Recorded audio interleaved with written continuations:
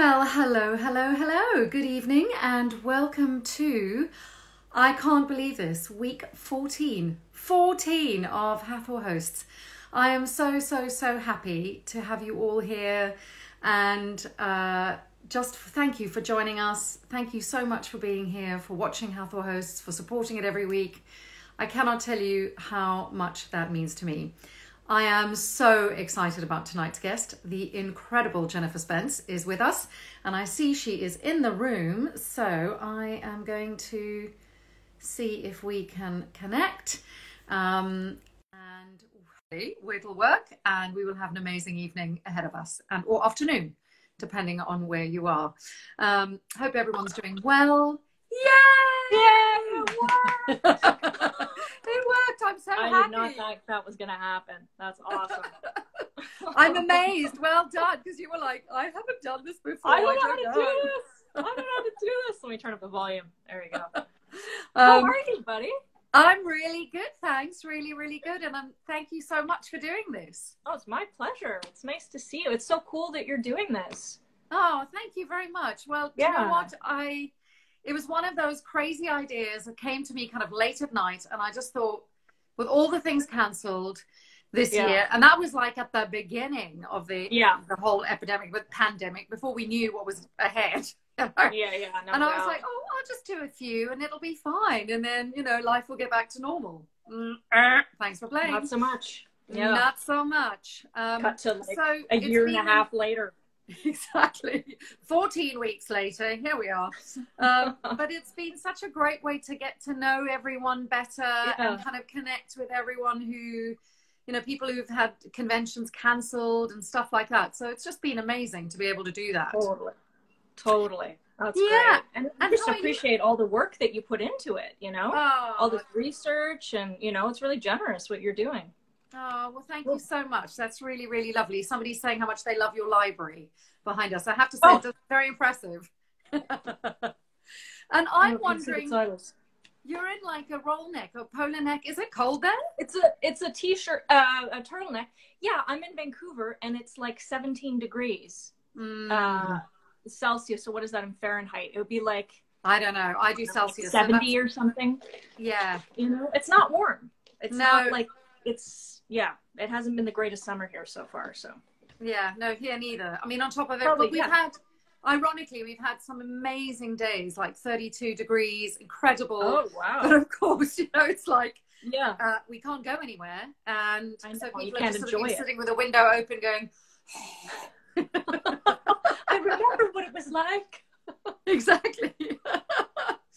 Well, we get an hour, so I'm going to just jump right on in, if that's all right with you.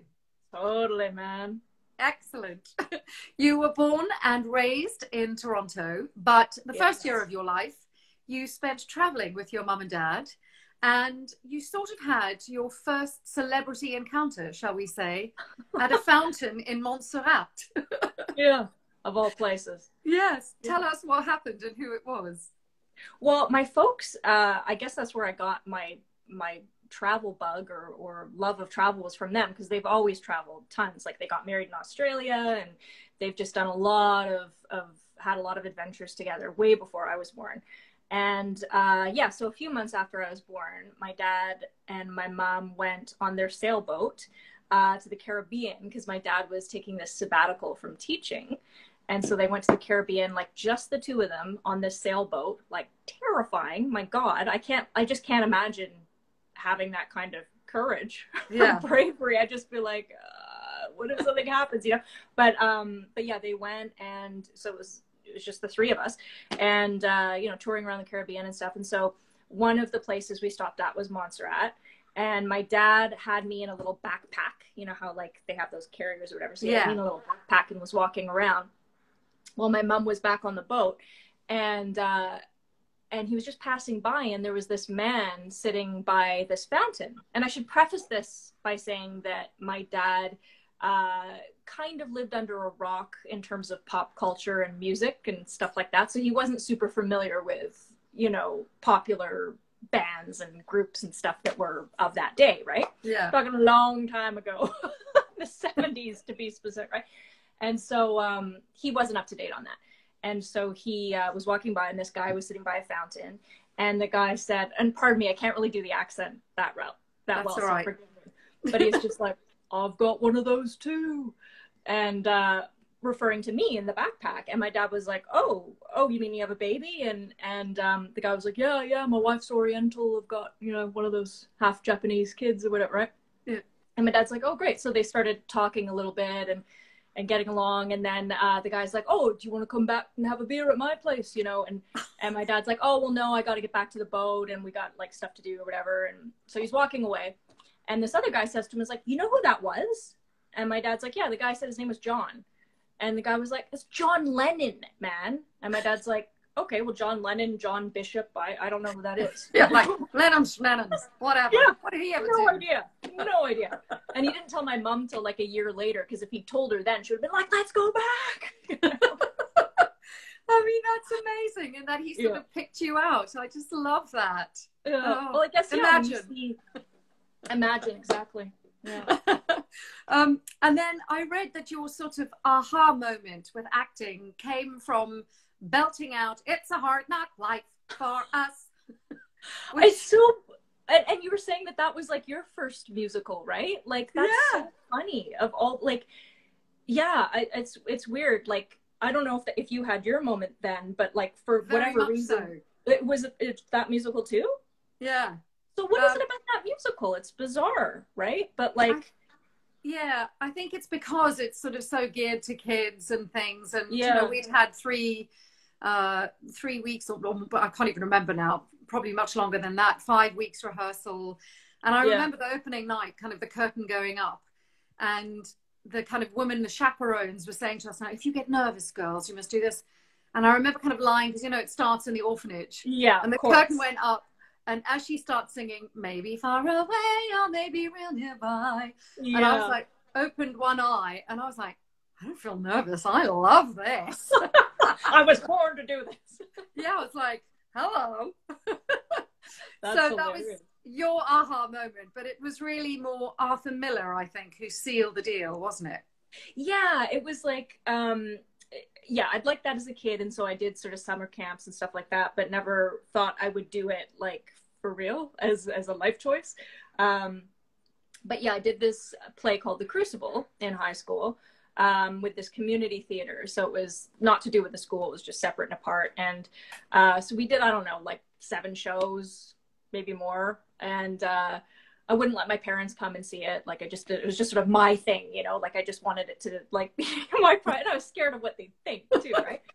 So, so we did The Crucible, and, you know, like, I'm sure you've read it or you're familiar with Arthur Miller in general, and he's, you know, one of the greats. And, just after that experience, I was just like, I don't care if I'm going to be broke for the rest of my life. This is what I want to do. And, it makes me happy. It feels important, feels, you know, like it's something that is of value to do, you know. Gave me meaning, gave me a sense of coming home, I guess, right? Yeah. So I guess it was, and, you know, God bless the orphan Annie too. And I think I've seen in several interviews you've talked about this, that it's almost like a calling, you know, like acting chose us. Yeah. And I feel precisely the same. I always say to people when they ask me, I'm like, if you can see yourself doing something else, do it. Totally. But if you genuinely feel like you can't breathe without it, or your life would stop, then go for it. You know, ups and downs. Just do it. That's exactly it. Like, if you absolutely can't not do it, then you have to do it, right? But it's like, but otherwise, it's just way too hard. Way too hard. Well, you decided to do it, and do it you have and are, which is extraordinary. So you get accepted into the prestigious National Theatre School in Montreal. You graduate from there, and one of your first jobs. Well, firstly, let me ask you: how was drama school for you? Was it a happy experience? I should jump in there, because I didn't actually graduate. Because like, this was one of those schools where like they ask you. Oh, not I'd high five you if I could. It's like, there's so many people I know who didn't graduate from school, and so like for. National Theatre School, like, of course, like it's an amazing, prestigious school. You learn a ton, you know, no doubt, no question. It's in Montreal, like one of the great cultural cities of Canada. You know, it's an amazing place. And it ain't easy, right? It's like sometimes you're not like in a place where you're quite ready for it. Like I went straight out of high school, and so I don't think I was quite ready to do that. Didn't have enough life experience, so didn't understand a lot about myself, like how to stand up for myself or ask for help or ask for what I needed, you know. So it was you know, a big learning curve, right? And the whole idea with theater schools, I'm not sure if this was similar to you and your experience, but a lot of theater schools, like they'll tell you, as ours did, we're here to break you down and build you back up, right? Yep. So it's, you know, on the one hand, I understand because they're trying to create an actor who can survive in the theater, right? Yeah. That's the point, to create these theatrical actors who can go to Stratford, who can go to the Globe, who can go to, you know, all the great stages of the world. That's the point. And it's not always, I think, done in the safest way, right? Absolutely. So couldn't agree more. This is a further conversation we need to have another day. Absolutely. Over drinks.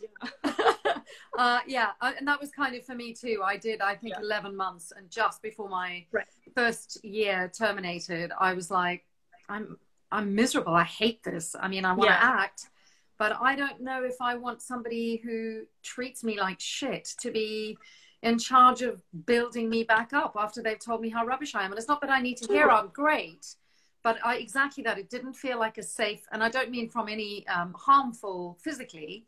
No, not physically.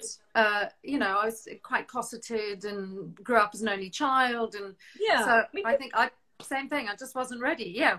Lots of similarities there. I think that's it, right? And it's like but I'm sure like as I did, I'm sure you took a lot out of it, and you still probably use some of it, however, subconsciously. But yeah, it's not easy. And it's also like, you know, unless you've grown up, I think, around sports or something that's like quite competitive and quite demanding and requires a lot of commitment, it's kind of a new arena, right? So like our school was one where like they ask you to leave after each term, right? So it was after year 2, I was asked to leave because I wasn't enough of a sponge, is what they said. So, you know, so it's tricky, right? Like if you're not sort of ready or equipped to deal with, like, you have to go all out and do it their way, then if you're not open to that, then I think you get kind of lost, you know? Yeah. It's just like, I just don't feel good in this situation. I don't feel like they're really truly supporting me. Like, I just feel like it's this agenda of, you know, this is the blanket way that each student has to learn, you know? Well, I bet they're sorry now, because you left, and what your first professional gig was Da Vinci's Inquest. I mean, like, legendary show. Yeah, that's so cool that you know it, because I wasn't sure how much it's shown in the UK and stuff. So that's cool that you've seen it. I don't know if it is shown here. I mean, I have seen it, and I don't know if that's because I lived in the States for nearly 10 years, and maybe there, but I know all about it. And you had to tell us about how that felt, having your sort of very first gig be this very well-known show. Yeah, well, because it was like one of those shows where it's like, you see, you know, I'd watched a lot of it because it was like, oh, this is a Vancouver show. It's been around for, I think at that time, a number of seasons already. And, you know, so it was like the thing that you have to study as an actor. It's like, make sure you're watching the show so you understand the tone, and you understand like Da Vinci's Inquest is really natural. There's like, no, you know, you got to be really small and natural and all this kind of stuff. And so, yeah, so I was really, you know, it was quite a thrill to get that. And so, yeah, so the idea behind this one is that, or this particular episode that we shot, was that the scene I was in, they were shooting it as all one shot. So for folks who aren't in the film industry who might not know what that means, it just means that there's no cutting. And in the edit, they'll just show from beginning to end this one scene. They won't cut between this person and then show this person's point of view and this person. It's just all one shot, like in Goodfellas. Yeah. Like when they walk into the restaurant through the kitchen and the tables and all the people are pulling, all that is one shot. It's never cut. So that's the idea, right? So the idea being that there's kind of a lot of pressure because like if one person screws up, then they have to start from the very beginning. You can't just like start your line over because you can cut it later or whatever, you know? So the assistant director had called the night before and just said, just so you know, this is what we're going to be doing. It's going to be one shot. And so you have to really know your lines, because if you screw up, then that's it, you know? So it's like, okay, good to know. And yeah, so it was quite, you know, it was a good challenge to have, and probably a good like lesson to learn early on, where even if it's not all one shot, you should know your lines, right? So Yeah, exactly. And also the lovely showrunner, Chris Haddock, was very nice and came up to you and gave you a backstory, which when I yeah, read that, I was like, what? that never happens. Never. Never I mean, happens. you know, and everyone, that's just, so did that kind of set the tone for you? Did you think, well, this is it now, I'm set? Yeah, well, it really helped, right? Because he just came up and gave a bit of a backstory of where my character had come from. Because again, it wasn't a big role. This was like my first role. It wasn't a huge one, but he still had something to give me, which would then inform the scene. And then Nicholas Campbell, who's a you know, incredible actor, so good, and he did a lot of improv and stuff too, so that would keep you on your toes as well. So it was like having to really listen, right? Because if he throws something at you, you can't just keep repeating the same line you were before, you know. So it was a great experience for that reason, because it really felt like, you know, oh, these are like really artists, you know, like they really care about this, right? So absolutely. Well, what an amazing first experience to have. Yeah. And cool. As I was looking at your credits and watching quite a lot of your work, there were things that sort of struck me. One is your versatility, which we're going to talk about later. But I also think you possess a really special quality, and that is that you are not, it's difficult to put you in a casting box. And I think that's such a great gift. It sort of goes hand in hand with the kind of versatility. But I love that you're not put in a boxable. Very bad English, but you know what I mean. You defy casting stereotypes, and I love that. And I really, that was something that just really struck me quickly when looking at your work. And it's really exciting to see. And obviously tonight we're just going to dip in and out, because it's 20 minutes in and I'm like, we've got 2 credits. So you followed Da Vinci's Inquest, playing opposite the brilliant Hank Azaria in the pilot of Huff, and then Kirstie Alley in Right and Wrong. At that stage, they were very, very big stars in their careers. Did you kind of feel a difference walking on set, or was it just like, no, just another day at the office, another opportunity to learn? No, I can't deny it was totally like a thrill to be like, oh, Hank Azaria, cool, you know. And that was actually a great experience as well, because he was very open. Like he wasn't, you know, I mean, this is in the day and age, God, I sound so old. This is in the day and age before everyone was like on their phone the whole time in between takes, right? Like now that's sort of, unfortunately, often what it's become, at least in North America. People are often on their phones in between takes, but he wasn't like dashing off and doing things and distracted. Like he was present the whole time, even when it wasn't his coverage. And in between setups, he was like, you want to run lines? I was like, sure, you know, which is amazing. Yeah, never happened. So I was lucky to have, you know, positive experiences early on, because, you know, we've all had bad experiences, and I can only imagine if you're just starting out, you have a bad one, that's got to be pretty traumatic, you know. So I was lucky. Yeah. Your first foray into sci-fi was in the fantastic show The 4400, where you had a lovely character art playing the character Joanna. Tell us a little bit about your casting process and about the character, or your audition process, I should say. Yeah, the audition process was, that's one of the things about Vancouver. I mean, again, things have changed since COVID. Now we don't know what's going to happen, right? But a lot of times in Vancouver, you know, we have a lot of American shows that shoot here, and the directors and producers are here because they're shooting other episodes or what have you. And so if it's an episodic show where each like week or every other week they have to hire a whole new set of guest stars and stuff, then they'll often be in the room for the audition. So it won't just be you and the casting director and the reader. It'll be like a full producer and director session. So they were there for that. And so that was helpful to get like redirection in the room and stuff, so they could see if I could take direction. And yeah, so it was pretty straightforward that way. I did learn a lot though from that, because again, it was just not knowing at that time that it's like, that it's okay to make choices, you know. I guess I was so stuck in like, oh, I'm a secondary character, I shouldn't pull focus, I'm just here to move the story forward, you know, that kind of thing, that I think I held back a little bit, you know. So so I did learn that from that, where it's just like, you still have to have something to give. You know, Yeah. you can't just be like, don't just fall into the trap where you're just like a walking piece of scenery, you know? Yeah. But as you said, I think that's something that comes very much with experience and learning. Yeah. And this was relatively early on in your career. Yeah. David, I know that she was in the call before this. Sorry, somebody's just mentioned that you were in the call. As I said, we would be here all night if we did every single credit. I've tried to just sort of dip in and out of the probably the most well-known ones and the ones that I find interesting, frankly. I was going to say on the 4400, there were a lot of heavyweights in the cast, including a future Oscar winner, Mahershala Ali. Did you sense right away that there was something really special in the chemistry in the cast?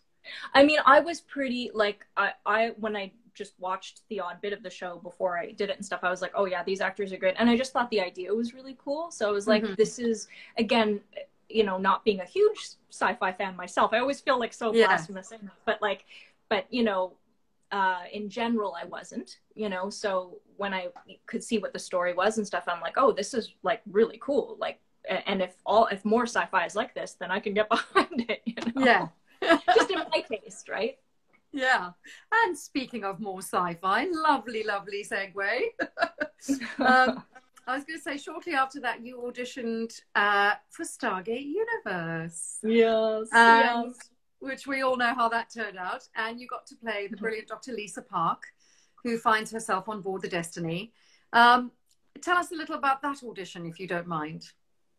Yeah, so that audition, I think like a number of other actors that wound up getting cast, is we all read for different parts, right? So I read for, I think, 2 other roles before I was cast as Lisa Park. And I think the idea originally was that my character of Lisa Park was actually a male character named Miles, I think Miles Henry or something. So it was actually written as a male character, but then I guess they, you know, Brad is great, and all the producers and writers were, you know, they're good, intelligent people, so they're probably like, we need a woman in this, you know, can't all be men scientists.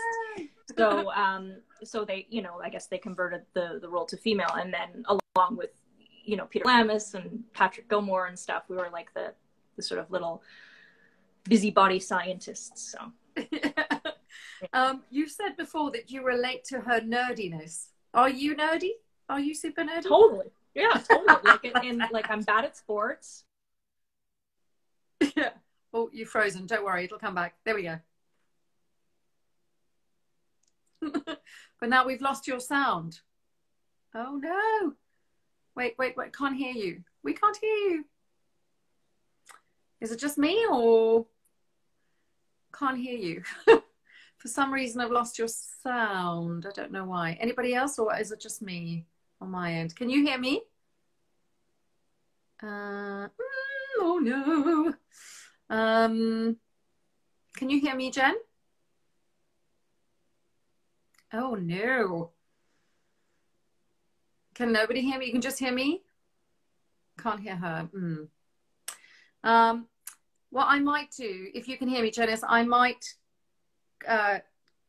cancel this and then get you back in the conversation, because we can't seem to hear you. And I know this has happened before on other lives. I watched a live yesterday and it happened to the casting director. So let me take you out, and then I'm going to come back and get you back, hopefully.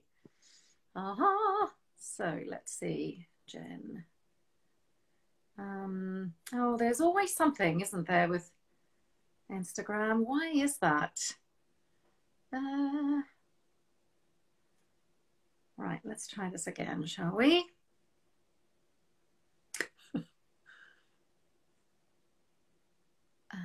Right, we're connecting. Hello. There we go. Okay, yes.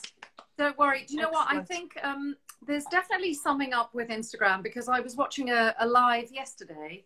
And the same thing happened. It froze and then they lost sound. And anyway, we figured it all out. That'll confuse everybody later when they're watching it. Yeah, it's just par for the course. Yeah. And of course, right in the middle of you telling a lovely story. So we were talking about being super nerdy.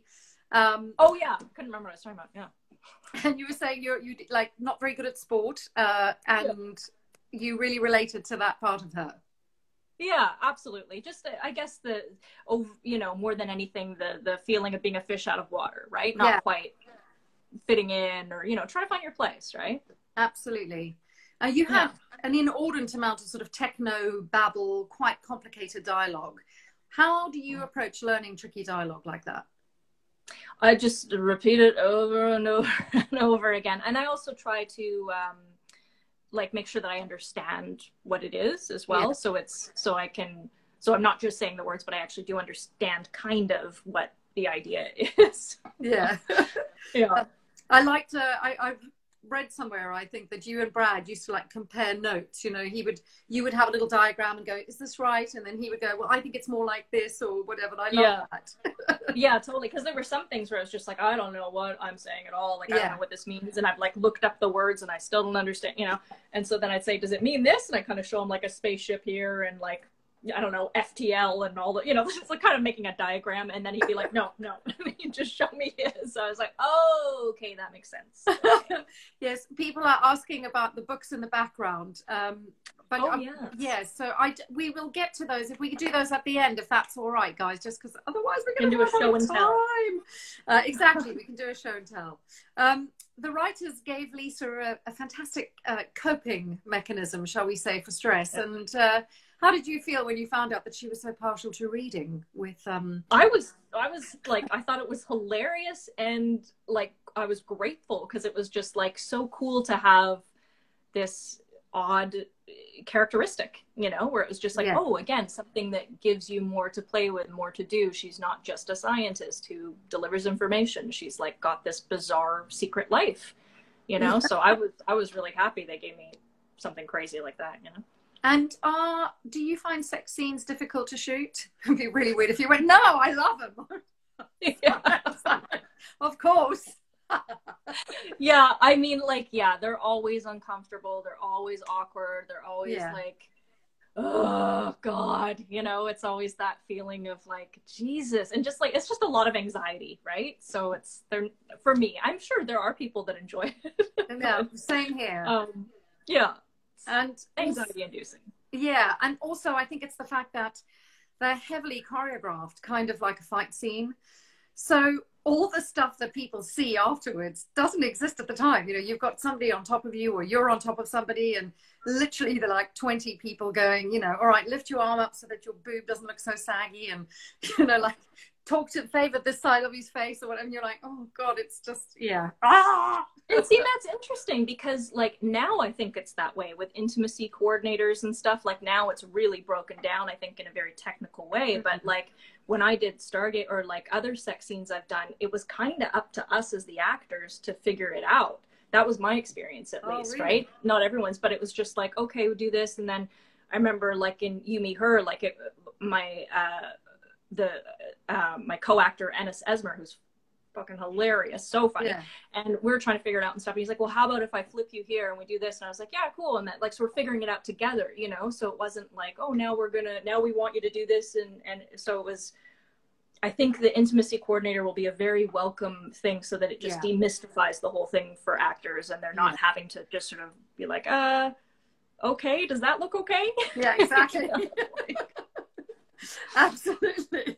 Well, moving swiftly along, I know that you guys are an exceptionally close cast because all the guests that I've had on have talked about it. Mm-hmm. Are you still in touch with people from the show? Do you still chat to each other now? Yeah, I mean, it is like the mark of something special. Like it really is. Like I really do think it's a testament to Brad Wright. Like he just brings good people together, and he brings the right people together. And it happened again with Travelers, where it's like we're all in touch. So there's something about Brad, like where he just like attracts, you know, good people to him, I guess, because he's a good person. And then, you know, we all wind up staying in touch. So yeah, still in touch with Louis, and of course Patrick and I worked together on other shows after that, and Calamus and I will have a forever special brother-sister bond, you know? So it's like, it's definitely, it doesn't just go away like a lot of shows do. The people still stay with you. Yeah. I think that over the course of this series, I've really discovered that I think SGU is kind of like a fine wine. And I sort of think it's slightly ahead of its time. And I really applaud the writers and the creators for pushing it in a different direction at the time. I know at the time it wasn't quite appreciated, but I think now it's one of those shows that's really, really going to stand up. Do you agree with that? I hope so. Yeah, I hope so, because that's what I felt. Again, because I wasn't a huge sci-fi fan, when I started watching shows or being a part of shows that were like that, I was like, well, this is the kind of sci-fi that I can really get behind and appreciate and get into, is like when it's about the people and about like the people trying to survive because of their own limitations or their own weaknesses and just like trying to survive as a human being. So yes, they may be in outer space or there may be aliens involved or something, but it's really about the people at the heart of it. And so then I'm just like, okay, I get it. I totally get it. And that's what I want to see, right? Like everyone's been telling me, watch Battlestar Galactica, and I still haven't seen it, right? And it's just like, because that's, again, relationship driven.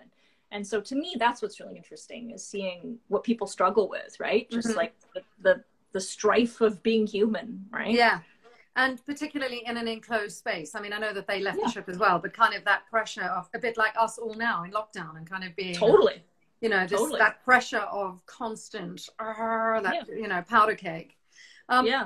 Speaking of people involved, you had some fantastic scenes with Robert Carlyle, particularly in the episode Malice. Are there any memories that particularly stand out for you working with him or anyone else? Or?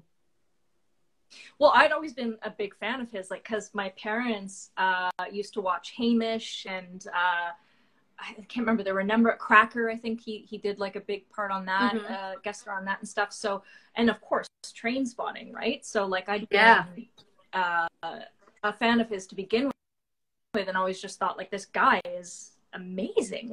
Like he's just so freaking good, you know? And so yeah, so that was just really like cool to him. And then I think, you know, there was a moment during we were shooting Malice in New Mexico, and I was like shooting a scene with Robert Carlyle, New Mexico. Like it was this moment of like, of just being really grateful, you know, like and you know, and he was really cool because like he directed an episode as well, and he always had good thoughts about scenes and stuff, and he was never an asshole about it. Like if he had a thought about a scene or thought that it should go a different way, he just communicated it well, and it was just like, oh yeah, that does make the scene better, you know, or he's right, like that actually, he was just really, everything was very well thought out and purposeful with him, you know, like nothing was casual. It was, he really knew what he was doing. Yeah, what a treat to act opposite as well. Totally. At that stage in your career, that was kind of the biggest role you'd had at that point. And what life lessons did you take away from that job, if any? Well, definitely, it was Peter DeLuise, who's, you know, I'm sure every Stargate fan knows him. He's an actor, a director, and producer, and phenomenal guy. And he directed a number of SGU episodes, and he actually gave us, me and Peter and Patrick, some advice one day that's like stuck with me till this day. And I tell other actors who are just starting out the same thing, because it's just such a obvious yet not obvious thing. And he had said, just don't wait for the writers to write stuff for you or give you a point of view or tell you how to think and feel. You know, it's like, that's you as the actor to make those decisions of like, you know, you always have a point of view. Like, how do you feel about this person or this person? Maybe you have a crush on this person, or maybe you can't stand this person or whatever. But it's just like, there's always something that you're thinking or feeling about your situation or other people. So don't wait for the writers to do that, you know? And so, for instance, Patrick took that to heart, and he decided in his mind that his character had a crush on my character. Volker had a crush on Park. And then the writers started writing that in, because they saw it, right? However subtly he was playing it, they saw it. So that was a huge lesson, where it was just like, make sure you know what you want to say and what your character thinks, you know, because it's like, you can't just wait for people to give that to you, you know? And that's like, that's empowering too, as an actor, to be like, this is my job. This is like, it's up to me to decide how my character occurs and thinks and feels, and, you know, and evolves. Yeah. Sterling advice. Oh, we love Peter so much. Love Peter DeLuise. Yeah, totally. your next turn, being the chameleon that you are, was completely different because you turned up as a wisecracking bisexual barista, Devon, in X's and O's. Tell us a little bit about that project and the role, really. And can you make coffee? Yeah, right? It's like, oh, we have a Nespresso machine, so it kind of does it for you, which is nice. But yeah, no, that was such a thrill because it was like the first real comedy I'd done. Because like, and I love comedies. Like it's so my heart, you know, like I just love it so much. And so it was just, we don't get a lot of comedy in Vancouver. So that was like the first sort of show where I had that opportunity. And so it was just like a dream to get to do that. And Michelle Paradise, who's the writer and creator and actor in it, and she was fantastic to work with and just open to everything. And so, you know, like if we did a teeny bit of improv, that was okay, you know, and because I wasn't sure, because there'd be the odd scene where like I'd throw in a line or whatever, and then we'd stop, and then I'd be like, oh, maybe I shouldn't have done that. And then for the next scene, I wouldn't do it. And then she'd be like, no, Jen, throw that line in again. I liked it, you know? So she was just always really open to cool. change and play. And that actually was going to be one of my questions. Was it helpful or a hindrance? Because, you know, no, it was great. Yeah. I mean, and how wonderful that she was kind of flexible and open to that. And the show is getting a lot of love, people loving it. For the audition, did they know that you were good at comedy, or was that something that just happenstance just happened and you went in and, because you are funny. Yeah, I think like, well, I do really love it. I love it a lot. But I think, yeah, like with the audition process, like comedy is a very obviously different genre than drama. So there can be some challenges that come with that. So I think like with casting, I think they just bring in everybody and then hope that people will find the rhythms and find the, you know, the jokes or the technique around it, if you want to call it that. So I don't think anybody knows. I think everyone's just like, oh, hopefully we'll find the right person in this group of people, you know? So yeah. Well, they certainly did. Before we chat about your next project, I just wanted to say that it's amazing for somebody who wasn't into sci-fi. You have appeared in 6 major sci-fi shows thus far in your career, and I think that is quite an incredible achievement. I mean, you must be proud of that. Yeah, I mean, I've been really lucky, right? Like it's the shows that I've been a part of have all been like really good, you know, like they've been, again, shows that I can get behind, like not just as an actor, but as a fan, to just be like, I actually do really relate to what these people are going through, or I respect the story, I respect the world that these people live in, you know. So I was fortunate because of course not every show is like that, never mind sci-fi, not every show period is like that. Exactly. So that those shows were actually really again mostly relationship driven, right? So so it was a good journey to go on. Yeah. Well, speaking of relationship-driven and kind of a police procedural with a sci-fi element, your next job was the smash hit Continuum, which was set in Vancouver and filming in Vancouver. Yeah. How was that? That was really cool. And that was like a weird roundabout story around it, was that like I was in England with my husband. Like we had just been in Spain with my parents and traveling around a bit and stuff. And then we went to London for a little bit because we wanted a few days in London. And so I got the self-tape request, you know, when I was in London, right? So, and this was like very beginning of January, I think like the first couple of days of January. So it was like nothing was really starting yet. So I just got this email where it's just like, they can't find anyone for this role. Do you want to, you know, record yourself in England and send us in the link and we'll, you know, see what happens. And so I was just like, oh, so we had like, you know, it's always great to get an audition. We're always grateful we do, but oftentimes they'll come up at really inconvenient times. Right? Yes. It's like one of those Murphy's Law things with actors where it's like, you want to book a job, then book a trip first. And then you'll book the job, you know, happens every time. Absolutely. So it's just silly, right? But it was good. But I was like, and I wanted to do it and stuff. But of course, we did have plans. Like we were going to go to the Globe later that day and to the Tate, and we had like all these things and stuff. And again, like the first world problems, shouldn't complain. Happy to do it, but like it was just reorganizing our plan. And yeah. Oh no. Oh, there you're back. Oh no, but we've lost the sound again. Right, we're gonna have to do the same thing. This is so annoying, bloody Instagram. Can you hear me? Oh no. Can everyone hear me? Anyone hear me, I should say.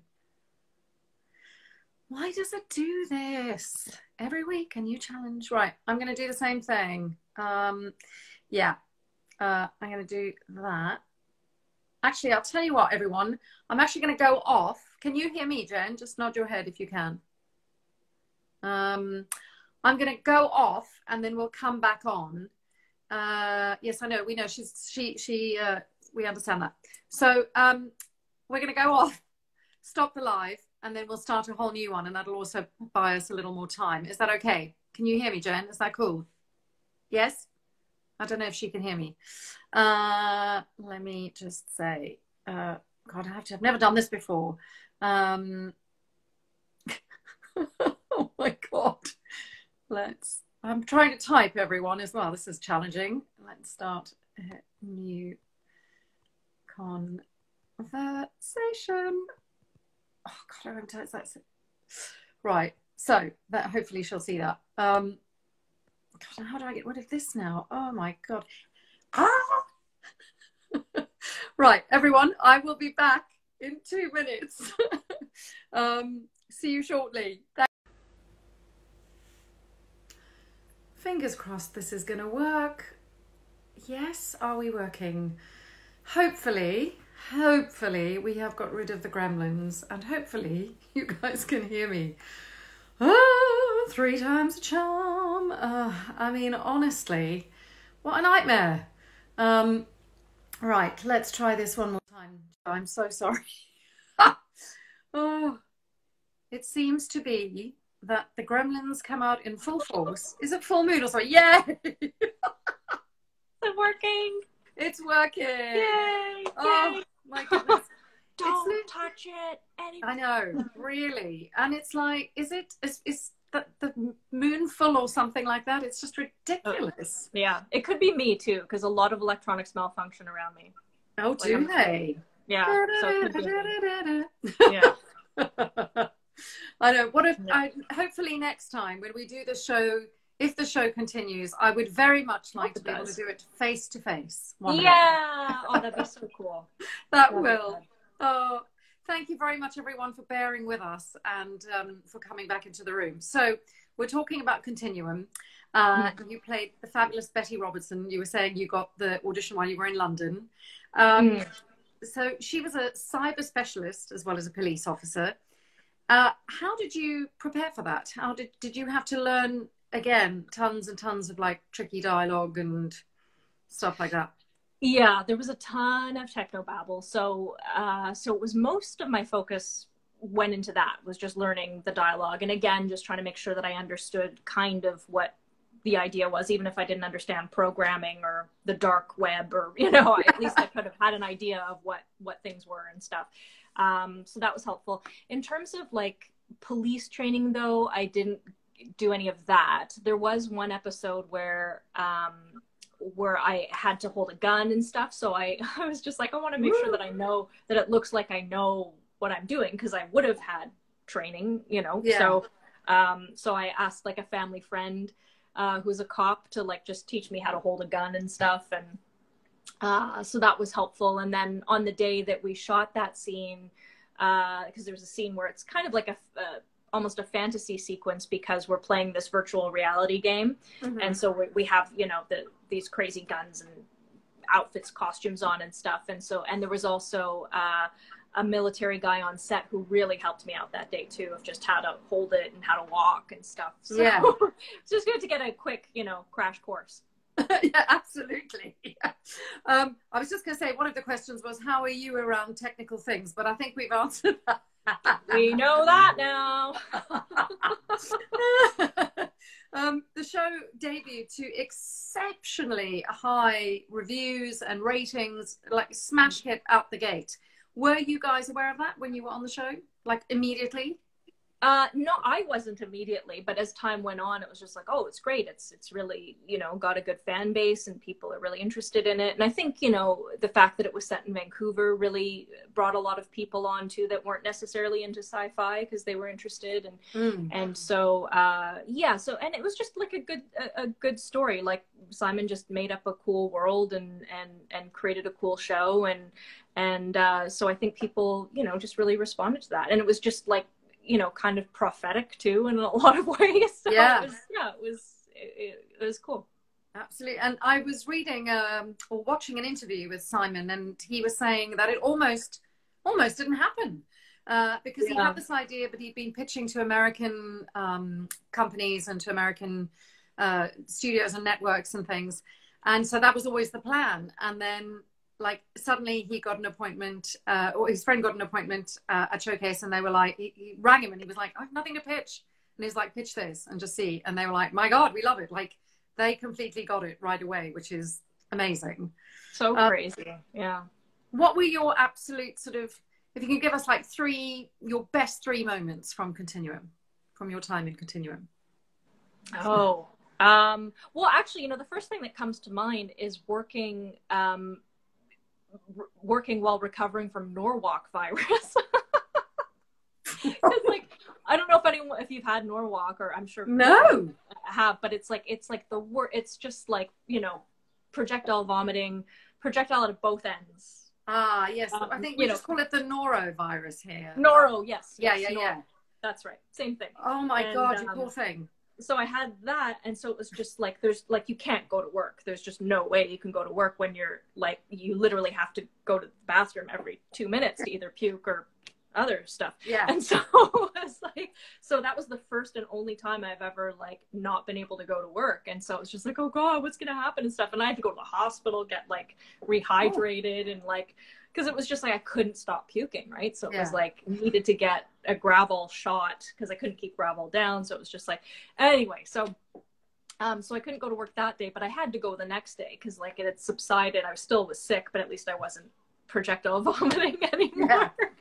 So yeah, so that was like, so I had to go to work even though it was just like, oh my God. So that was, I guess I feel like that's a very memorable moment because of just having to like work through that and like, and not eating anything, right? Because it was just like, I was worried I wouldn't be able to keep it down. So it's just like, oh, I'm just gonna show up as this shell of a person and hope that the scenes go okay.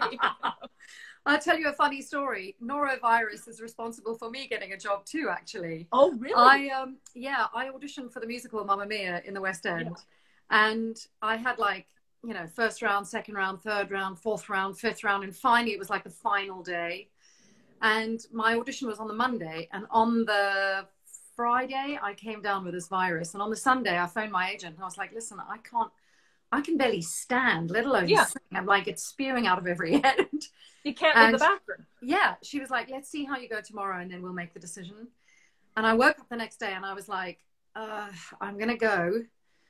But I just remember thinking like, I'm never going to get this job now. I've come so far. But actually it was the best thing in the world because I got out of my own way. I was so busy focusing on like not throwing up that I didn't worry about being nervous. And when it came to singing, I was just like, you know, out of cake. So not like that. But I've heard that before, that it can be like a blessing in disguise being sick for auditions or work, because like you're saying, you get out of your own way. You're not in your head. You're just too busy thinking about either not throwing up or just like getting through the scene. And you just like, you stop fucking around. You're too tired. Sorry, I don't know if you can swear. Yeah. You're too tired, right? So it's just like, you just gotta get through it. Absolutely. Well, on that lovely subject, we'll neatly move away. We'll sail down river. See what I did there? Nicely done. So your next project that I wanted to talk about was very, very dear to your heart for several reasons. One of them being that it was written and directed by your lovely husband, Ben Ratner. Before we chat about working together and the whole husband-wife dynamic and everything, tell us a little bit of what it's about and who inspired it. Yeah, so it was inspired by a good friend of my husband's named Babs Chula. Sadly, she passed away almost 10 years ago now, which is hard to believe. But she was a huge sort of mentor in the community, really well loved, and you know, not just wise, but just hilarious, inappropriate, you know, all those things, right? And she'd been working quite a long time in both theater and film, and again, just a beloved figure in the community. And so she had cancer, so she'd had quite a long battle with that, and had done a number of different treatments and flown to India and done all sorts of things to try to heal from it. And so so her sort of process, and my husband Ben's experiences with her and their friendship inspired the film. And yeah, the film is it's inspired by her, so it really is about like a number of young women who are looking up to her as a mentor, and they're on the verge of their own breakdowns and breakthroughs, and she's guiding them along the way, all whilst going through her own difficulty. So yeah. Ultimately an uplifting story, though, even though there's, you know, a lot of hardship. It's ultimately a life-affirming story. Yeah, it's wonderful. And I'd never heard of Babs Chula until researching this project or researching you. And what an amazing woman. I mean, she totally a life force, you know, an absolute mensch. Yeah. See, and that's exactly it, right? It's just there was something special about her, like you having not met her, but you just like having watched her perhaps or read something about it, just like, wow, there's something about this woman that's like, she is one of a kind, you know? Yeah. And so your husband wrote the role of Aki for you. How was that kind of the working on set, director, actor, and then getting in the car, going home, and now you're husband and wife? Like, how did you manage to balance that? Yeah, it was challenging for sure. I mean, like, I think we ultimately did well once we got into production, but like before we started shooting, it was, you know, there was a lot of stress leading up to it. And so, you know, we were given the very good advice where it's just where we should treat each other as we would, I would treat any other director and he would treat any other actor, instead of it being like, oh, we're also married so we can get away with bad behavior. You know, it's like, no, let's pretend that we're actually professionals and treating each other as we would those other roles, you know? So that really helped a lot. But yeah, it's like anything, right? Where there's like a crossover between personal and professional relationships. You got to find those boundaries, and you're going to mess up, and hopefully you'll find find your way through it. So. And it sounds like it was a really intense shoot, because I think you filmed it in 16 days. Is that right? It was something like that. It was, something like that. It wasn't very long, but I mean, that's the thing about like indie film, and you know, it's just like, it's, for me, there's just nothing like being on an indie film set, because everyone is there for the greater good. You know, every single person is there because they want to be, and they want to make this a good project, you know, and everyone cares so much. So it's just like the love keeps you going, you know, like, so it's you feel like it's crazy, but you feel so supported that, you know, you can do it too. Yeah. And it must have been very stressful for him as well. I mean, there was a story that did he sleep direct one night? Yes. So this is like weeks after we finished shooting, like weeks after, right? Oh, and, okay. Like we weren't even like, it was done at this point. And I tend to go to bed quite late. I'm a bit of a night owl, and he's more of a and so I was still up like watching TV or something, and I heard him get out of bed and go into the kitchen. I just hear all this rummaging and stuff, right? So I go into the kitchen, I'm like, what's going on, you know? And he's like, when do we put you in the wetsuit? Because like there's a scene in Downriver where I'm in a wetsuit, and I'm like, sweetie, we've already done that. We shot that scene a few weeks ago, you know, like we're done now. And he's just like, no, like, the kitchen's a mess. Like the place can't be a mess. Like the people are going to be here in a second. Like get like, and then he's like, I'm the director. I'm like, sweetie, I think you need to go back to bed now. You're sleepwalking and directing. And he's like looking into my eyes, right? So that's what was so weird. Like it's not like he's like, oh, well, you need to do this. It's like you're looking into each other's eyes. His eyes were open? Yeah. Oh, so it's just really like, weird. It's really freaky. It's freaky, right? Yeah. Wow. Well, it was a labor of love, and I'm delighted to say it's all worth it in the end. Exactly. Not only were you nominated, I think, for something like 13 Leo Awards, but you won 5. The film won 5, including Best Picture, Best Screenwriting for your husband, and Best Supporting Actress for you. So Yeah. tell us about that night and how that felt. Yeah, that was a really special night because it was like, you know, like you're saying, it was a labor of love, and we didn't know ultimately how it would be received or if people would appreciate it as much as we, you know, had our hearts in it and stuff. So it's always a never know, right? So that was a really, yeah, special evening, you know, like awards shouldn't matter and all that kind of thing. But it was, but it did mean a lot to feel like that the community, that it meant something to them too, you know? And so sometimes I guess awards can function in that capacity where you just feel like, oh, they really saw it, you know? So, Yeah. Yeah. Well, clearly they're seeing your work because, again, looking you up, I was like, gosh, you've been nominated for every recurring role that you've played, twice in a row for SGU, for Continuum and for Travelers, which we're going to talk about shortly. So, yeah, how do you feel about awards? I love them. I know it's so tricky, right? Because it's like, Yeah. Because I see both sides, right? Like I certainly absolutely see the side where it's just like, how can you judge art? Like, how can you judge artists and what they're doing? Like, so you're saying this performance is better than this performance? Like, I don't think you can actually really say that, you know? If you can, then who gives you the right to say that? You know what I mean? So it's just like, it's very, it's weird to judge things in that way. So I don't know. On the other hand, it's I guess there's value in them in terms of see, I don't know. I don't even know the answer to that, because I was gonna say there's value in it because you're striving for a certain level, but you're not striving just so you can get an award. You're striving to make the best thing you can make, right? So yeah, but I think there's something special about being acknowledged by your peers, you know, getting an award that's like your peers telling you that you're really great or that your work is great. And what a, you know, everyone, a great opportunity to get dressed up in a fantastic frock and free booze. I'm in. I've never won anything, so there you go, ever. Yet. I'm not giving up hope yet. Just getting started. Next up, I wanted to chat about your return to the wonderful world of Brad Wright and the smash hit that, of course, was Travelers. How did the role come your way? Did you have to audition for them again, or did they just go, hey, Jen, we've got this role for you? Yeah, no, so I auditioned originally for the role of Kat, played by Leah Cairns. And so it's just like, again, it's just so interesting how casting works, because I just can't imagine Leah not playing that role. Like, it's just so perfect for, like, she's so perfect for it. And it was just like, so it's just it works, right? And how different roles and different actors work and stuff. But yeah, there's no question she was absolutely the right person for that role.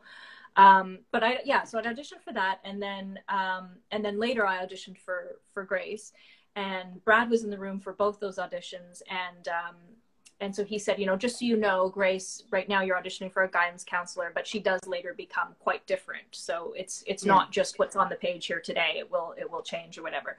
And so that was really cool to know that. And then he later told me, I just feel silly, but, you know, later he told me that he'd written the role with me in mind, and so, but he, you know, we need to go through the audition process to make it official and stuff. So it was that was really cool. Yeah, I'll say that's amazing. And I've just realized, actually, with Eric McCormack, of course, from Will and Grace, you were his Grace in this. Yeah. Will and Grace. Did you ever have moments where you were like, holy shit, that's Will from Will and Grace? Although he was so different, right? He was so different, right? Like, he was so different. And it was, you know, it was a real privilege working with him, because we learned so much, like, not just like technique learning from him as an actor, but he just really taught, like, for myself, like, I just learned a lot about ensemble from him, you know. Like, I mean, he's been a part of, you know, one of the greatest ensembles in the world for, you know, how many seasons did they do? Ultimately 11, 12. So, you know, he knows what that means. And you know, again, like, you always hear it, that the lead always sets the tone for a show, right? Yeah. And that's, so there's a reason people say that, because it's true, you know. So if you get someone who's not the greatest person to be around or not happy or whatever, that's all going to trickle down and everyone's going to feel it, you know. And Eric is just one of those people who just gets it, you know. Like he wasn't just an actor on the show, he was also a producer, and he also directed some episodes. So he was really, you know, it was his baby as much as it was Brad's. But yeah. He just he's one of the good eggs, you know, and he gets how to keep people together. And I just remember at the end,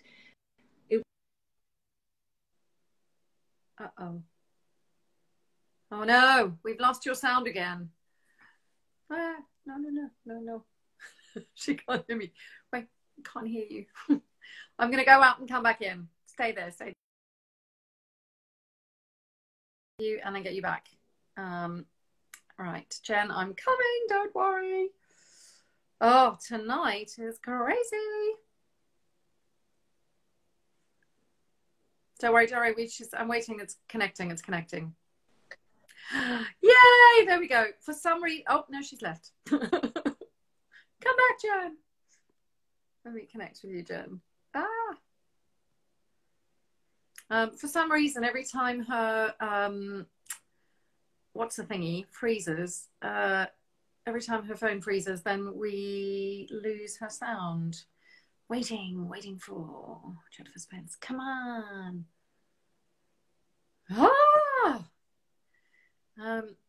How cool. Hear her. Yay! Okay. Yeah, Okay. No, I can hear you. Okay. Can you hear me now? I can. But first I couldn't. I was just like, oh no. Okay. Has this ever happened? This is when we need. No, this is unusual. And yeah, I don't know what it is, but we're going to persevere because we're almost there. And the picture is very pixelated now as well. It keeps sort of breaking up. So no, Dora, it'll calm down. We'll be very still. Oh no. Wait, yeah, I can hear you. So don't worry. Can you hear me? Yeah. Yeah. Okay, good. Yeah. So for the moment, the picture is frozen, but we can hear you. So I was going to say it reunited you with a vast swathe of the Stargate family. Yeah. And how was that? What did it feel like having being directed by Amanda Tapping, who directed a huge block of shows? Yeah. How was that experience?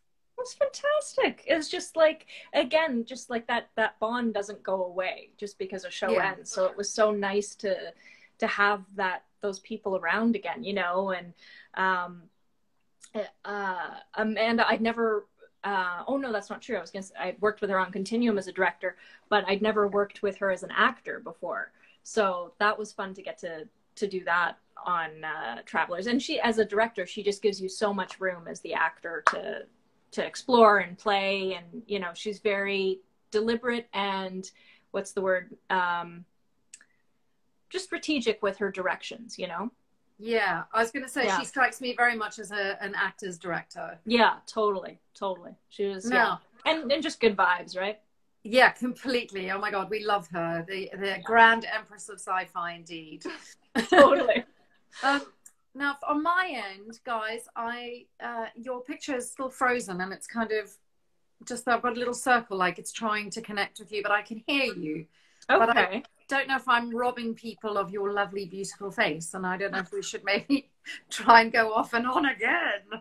We can try it again, because for me, for where I'm at, everything's clear. I can see you clearly, hear you clearly, and can see me clearly, and hear me clearly.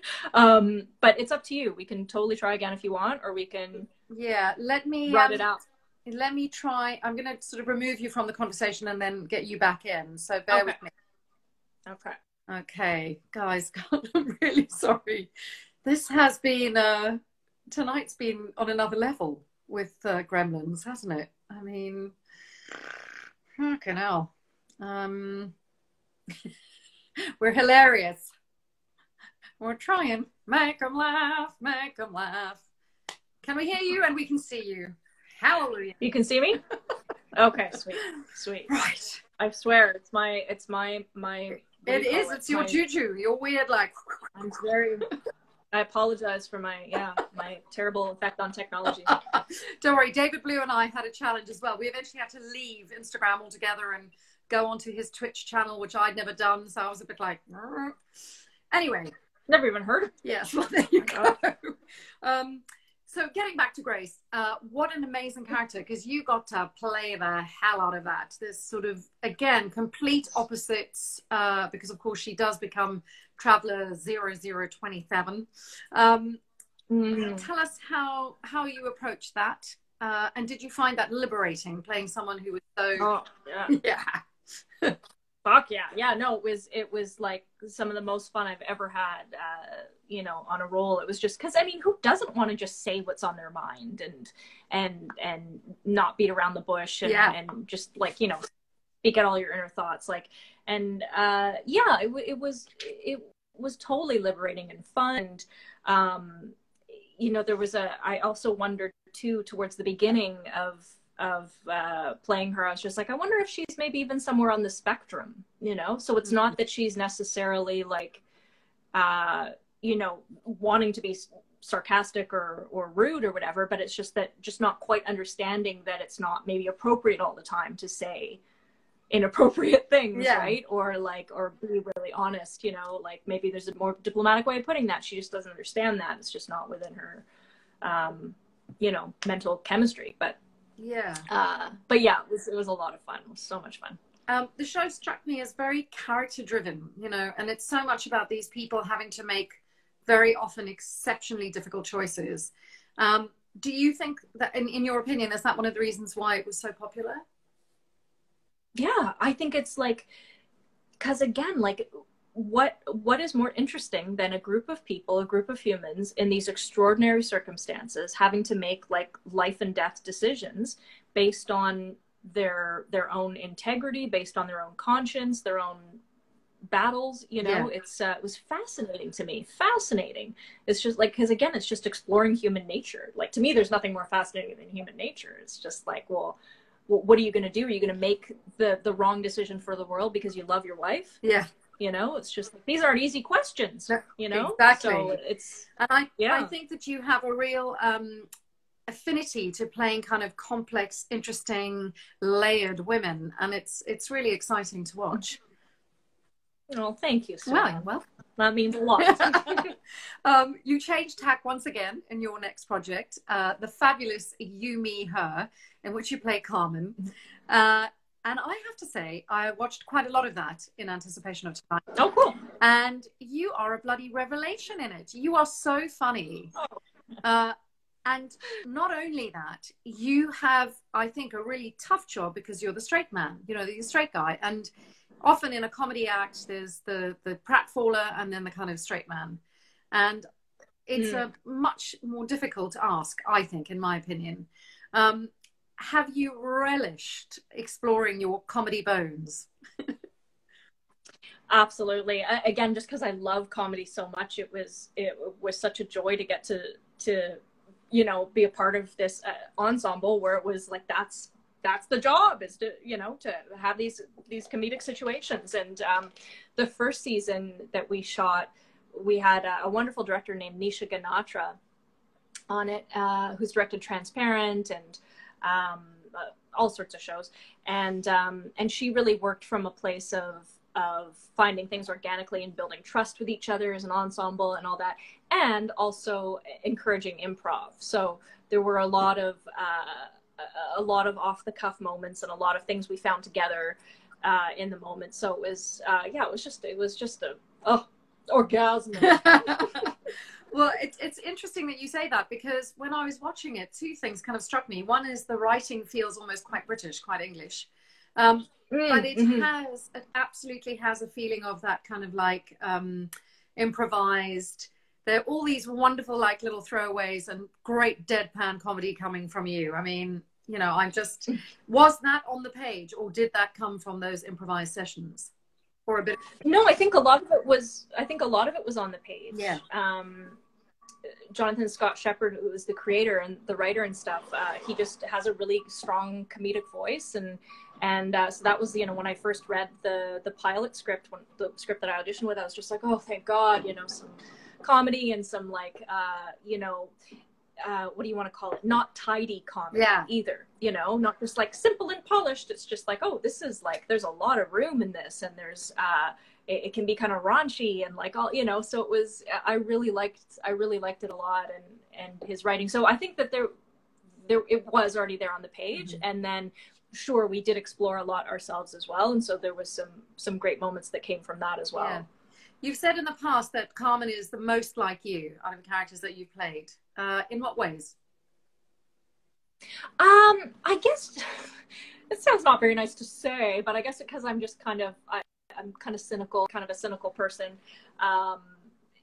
It's like, I think in my heart, I'm an optimist, like, but you know, overall, I guess I can tend to be quite cynical and suspicious and definitely sarcastic.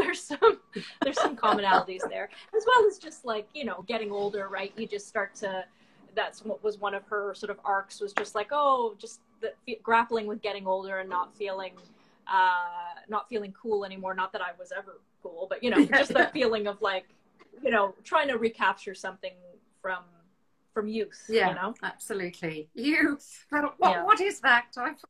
Youth. The youth. The youth. Equally, what is the role that you've played that's the furthest from you, and the one that you've had to really dig deep and kind of go, God, I don't know if, you know, grappled with her? I think it was probably a role I did on a pilot. We shot it last fall, and unfortunately it didn't get picked up because it was a really cool concept. But the role I played in it was a mother of a teenager, and it was sort of a dystopian world, not sci-fi, but it was, because it was quite realistic of what could happen. But a dystopian world, and I was the mother of a teenager and an addict, and just really depressed and stuff. So it was, playing an addict who, you know, almost, you know, does away with themselves is you know, quite a different dark place to go to that I hadn't gotten to explore before. So as well as being a mother, because I like never used to get cast as mothers, because it's like, for me, being ethnic, like I'd go out for roles that was just like, oh, let's, you know, put Jen out for the role of this mother or this mother. I would never get them, because it was always an issue of like, how are we going to get a kid that looks like her, or, you know, like, no, it'll probably, you know, they're probably going to cast white for this role, so I'm just not going to bother and stuff. So thankfully things are changing, however slowly. God, I'm all for that. You know, let's bring it on. Well, the UK, I feel like the UK has always sort of been ahead of the game in that way for a long time, you know, just having a more ethnic mix of people, as well as just so many good roles for older women, you know, so. Yeah, they definitely better, I think, than certainly than LA. But I still think there's room for improvement. You know, there's still there are roles that often go to white men, that could go to women of color, or just to a woman in general. But we are, you know, I think the world is working on it, and we're inching our way there. Speaking of fantastic British shows, the last show I want to talk about before we hand over, I've missed one out actually. It's penultimate show, which wasn't an English show, but based on an English show. The Bletchley Circle was obviously a very famous time in history with the code breakers and things. And then you did the Bletchley Circle San Francisco. And this was, on a personal level, really, really an important project for you because of your family history. Tell us why this particular project kind of affected you in the way it did. Yeah, well, for the project, just to give a quick overview of it, is you know, just after the Second World War, and there were these code breakers that were working during the war at Bletchley Park, and so this series follows up on them post-war and them utilizing their skills as code breakers to help solve murder. So they're working along. Oh no. I'll bring you. We know this works though, so that's a good thing to do in a jam. Dun, dun, dun, dun. Old hat at this now. Here we go. Dun, dun, dun, dun, dun, dun. There we go. Okay, good. Yeah. Oh, that was so fast this time. Good. I know, we're old at it. We're getting used to it now. We're like, no problem. Exactly. Burp, burp. Yeah, so the idea being that these women, these code breakers, are now using their skills in other ways to solve murders and stuff. And so with my character, I played a second generation Japanese American, and whose family had been interned during the war. So I'm sure a lot of people are aware of it, but surprisingly, some people aren't still, right? Because it's not always taught in school, and the history of it that happened in both America and Canada of Japanese people being interned after Japan bombed Pearl Harbor. And then all the Japanese people, anybody of Japanese descent on the west coast of Canada and America, were then sent into the interior, various different camps all over the States and Western Canada, and kept in these internment camps for a couple of years. They had nothing to do with, the war at all. They a lot of them were born in America or Canada, so they weren't even actually born in Japan. But yeah, obviously a very tragic time in history of people being treated like animals, essentially. Mm-hmm. So, and I did have some personal experience in terms of my own ancestry, of my grandma being interned for a short time before she was able to go back east. And my grandpa's family, they were all interned. So there was something that was, even though we didn't all talk about it very much, like my great aunt now talks about it to me, which I really appreciate. But my grandparents never did, because it was too painful for them, I think, So there was something about that, even though I hadn't been through it myself, there was just this sense of understanding that on a very blood DNA kind of level, I think, Yeah. And how amazing that you were able to do justice to that, and also to now share with your family, because I think, painful as it is, and coming from a country that had a horrific political past, South Africa, it's important to still talk about it, though. I have sort of mixed feelings. I mean, I don't want to get political, but I have mixed feelings about things being completely torn down and eradicated from history, because I think we need to keep it to know never to go back that way. It needs to be an important reminder of where we've come from and how we move forward, I think. But obviously that's a debate for another day. But I mean, ultimately what you're saying, I think, like, it's education, right? The education needs to be, like, we absolutely, like, things need to be taught in school that sometimes aren't. Absolutely. Right? So, and, like, in terms of statues being pulled down, I'm all for them being removed, but I don't think destroy them. Put them somewhere where people can look at it and go, shit, I can't believe, look how far we've come from when our grandparents were alive, or our great-grandparents. So anyway, I guess that's a conversation for another show. Our final show tonight that I wanted to talk about is which is on right now here in the UK. You can find it on Alibi, and I binge watched all 6 episodes. It's fantastic. Oh no, please tell me you have not frozen again. Oh, are you there? Yeah, you're there. Can you hear me? Nope, it's all good. Yeah, I can hear you. Can you hear me? Good. Yes. The wonderful Traces, written by the hugely talented Amelia Bullmore, starring Martin Compston, Molly Windsor, and Laura Fraser, and you. For anyone who hasn't seen this, I highly recommend it. It's a really interesting crime thriller, but really from the forensic point of view. And you play Dr. Carrie. Is she a doctor? No, she's a scientist, professor. Professor. So, I guess she's technically a doctor. Yeah, Kathy Torrance. Yeah. That's right. And you are a professor of forensic anthropology. So how did you prepare for that from the kind of technical side of this job? Yeah, well, a lot of reading. Val McDermid, who's a wonderful author who I'm sure you're familiar with, has written, a ton of murder mysteries. And this was actually an idea that she had that Amelia then expanded on and wrote about, so that they worked together on it a little bit in that respect. And so I read, Val McDermid had written a book on forensics, so I read her book.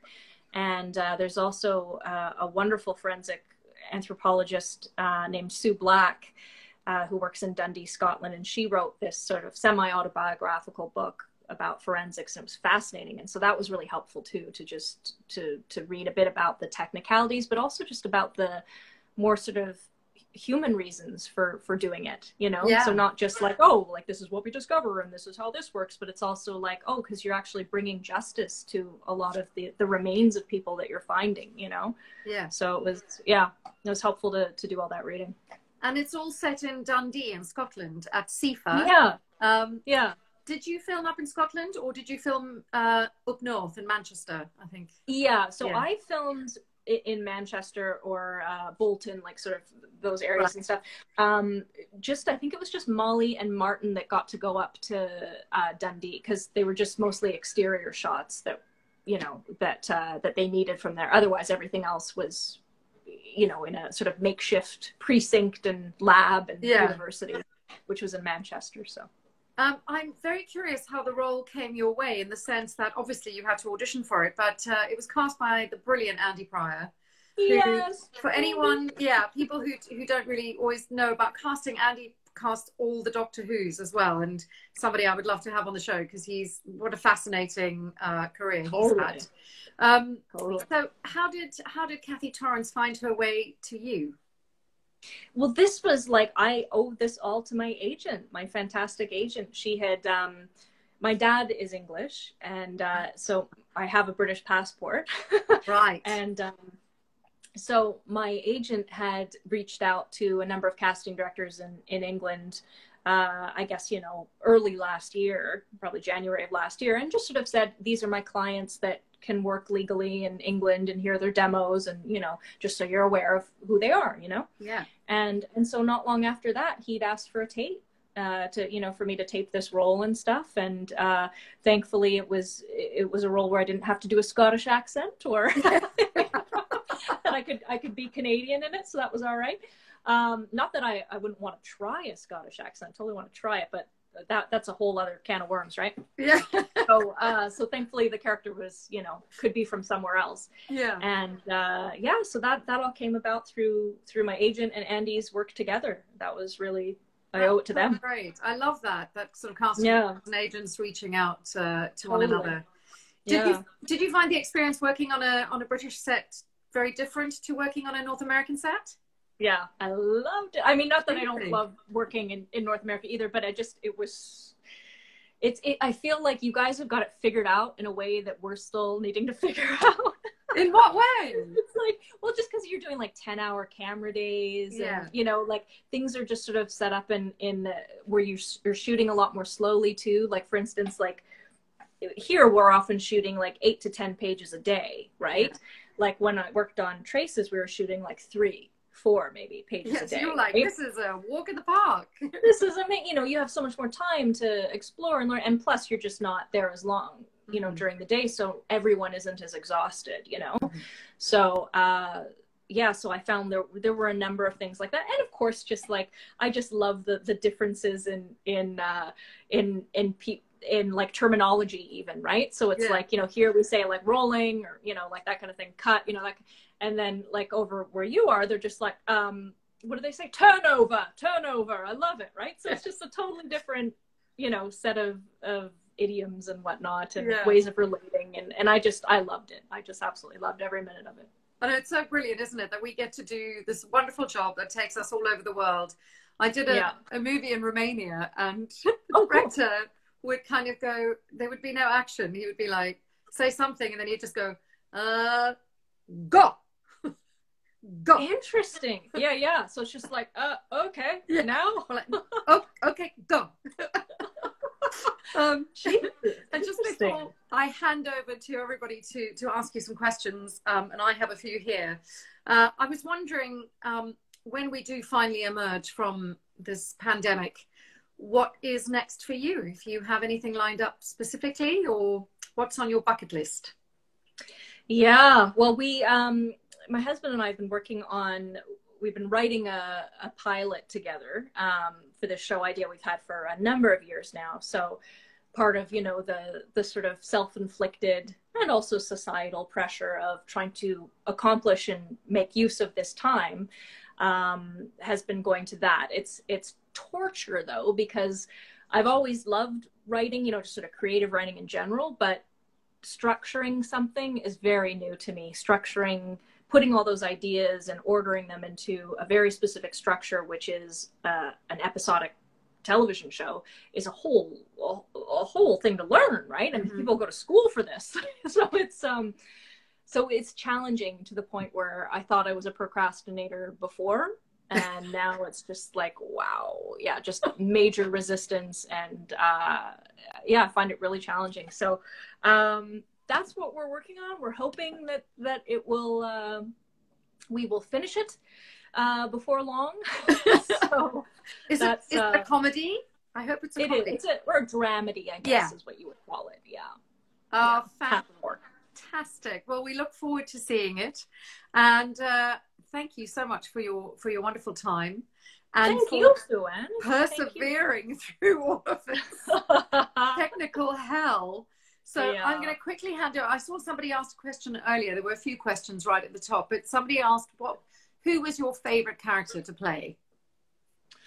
Oh God, it's so hard to say. I like it because I just have something good, you know, found something good in all of them, like learned something from each of them. I think just in terms of the most sort of like balls to the wall liberating would probably be Grace, out of Travelers, just because again, there was just no limits to what she would say or do.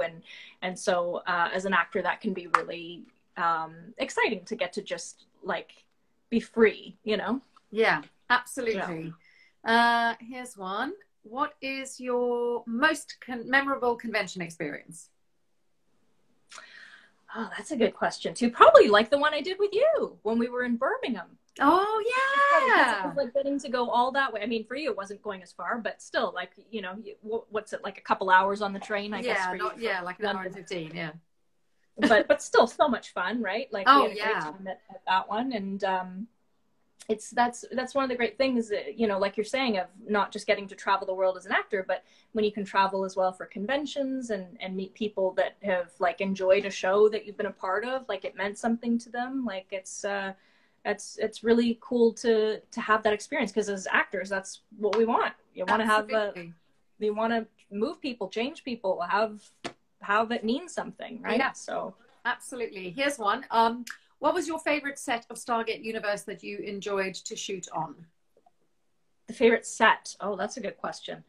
I actually, the first thought that came to mind was the bridge, which was like the navigation deck, I guess.